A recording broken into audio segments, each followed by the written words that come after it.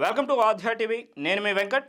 AP politics ముఖ్యంగా TDP గురించి మాట్లాడుకుంటే హూ ఈజ్ రాబిన్ శర్మ అనే విషయం గురించి ముఖ్యంగా మాట్లాడుకోవాల్సినటువంటి అవసరం ఉంది.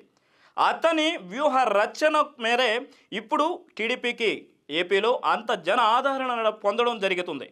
మరి ఎలాంటి వ్యూహాలు రచించుకొని ప్రజల్లోకి వెళితే ప్రజల మద్దతు, ప్రజల ఆదరణ పొందుతారు అనేది 40 ఏళ్ల సుదీర్ఘ అనుభవం ఉన్న రాబిన్ శర్మకు ఎంతో తేలిక జరిగినటువంటి పనిది.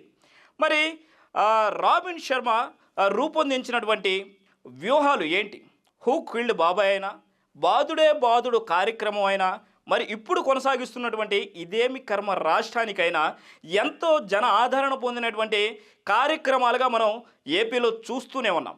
మరి ఇలాంటి వ్యూహ రచన మరి అధికార పార్టీ అలాంటి వ్యక్తిని ఎవరినైనా చూస్ చేసుకుందా అంటే మరి ఆ పార్టీలో కూడా ఇదివరకు 2019 ఎలక్షన్స్ ఆ సమయంలో కూడా పీకే అలియాస్ ప్రశాంత్ కిషోర్ అనే వ్యక్తి వ్యూహ రచన చేసేవారు.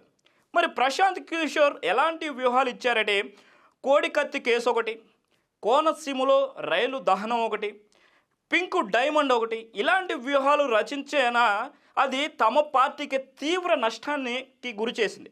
మరి ఈ విషయం పైన సజ్జల రామకృష్ణారెడ్డి పీకే ఇక మాకు పని చేయడం లేదు, వైఎస్ఆర్సీపీ పార్టీకి ఎటువంటి సహాయ సహకారాలు పీకే అందించరు అనేసి మొహమాటం లేకుండా ఆర్భాటంగా చెప్పడం జరిగింది.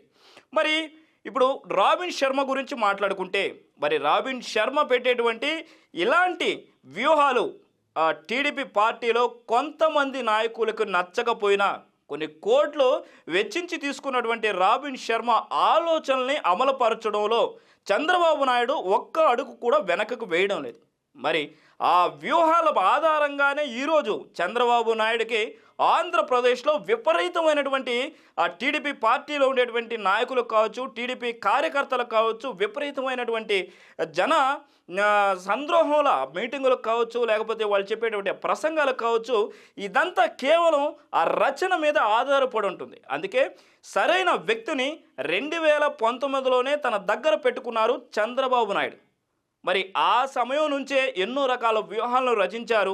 ఏ వ్యూహాన్ని ఎప్పుడు అమలు చేయాలో ఈ 40 సంవత్సరాల అనుభవం ఉన్న రాబిన్ శర్మకు చాలా బాగా తెలుసు. అందుకనే టీడీపీ పార్టీలో ఉండేటువంటి ఎంతమంది నాయకులు కాదు మాకు నచ్చట్లేదు, రాబిన్ శర్మ ఆలోచనలు వేరేలా ఉన్నాయి, ఈ టైటిల్స్ మాకు నచ్చట్లేదు అని చెప్పినా కూడా ఏ నాయకుడిని కూడా లెక్క చేయకుండా చంద్రబాబు నాయుడు ఆ వ్యూహాలని అమలుపరచడంలో సంసిద్ధులుగా ఉన్నారు.